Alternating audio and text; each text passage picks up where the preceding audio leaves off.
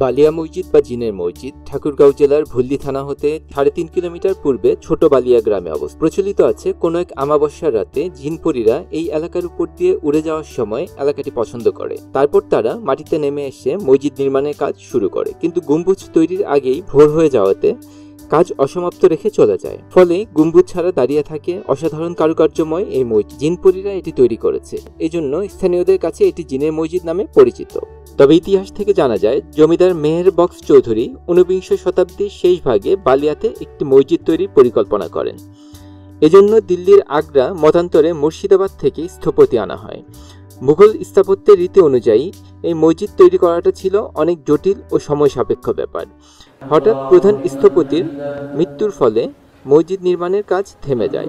Meher box স্থানীয় কারিগরের সহায়তায় পুনরায় মসজিদ নির্মাণের কাজ শুরু করেন, কিন্তু স্থানীয় কারিগরগণ মসজিদের গম্বুজ নির্মাণে ব্যর্থ হন। 1910 সালে মেহের বক্স চৌধুরী মৃত্যুবরণ করেন। মেহের বক্সের ছোট ভাই কয়েক বছর পর মসজিদ নির্মাণের জন্য আবার উদ্যোগ নেন, কিন্তু নির্মাণ কাজ সমাপ্ত না করে তিনিও মৃত্যুবরণ করেন।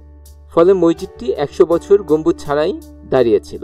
মসজিদের গায়ে খোদাই করা সন অনুযায়ী মসজিদটি নির্মিত হয় 1317 বঙ্গাব্দে, ইংরেজি 1910 খ্রিস্টাব্দে। সে মেহের বক্স চৌধুরীর প্রপুত্রী তাশরিফা খাতুনের পৃষ্ঠপোষকতায় ও প্রত্নতত্ত্ব অধিদপ্তরের কারিগরি সহায়তায় 2010 সালে বালিয়া মসজিদটির নির্মাণ কাজ শুরু হয়।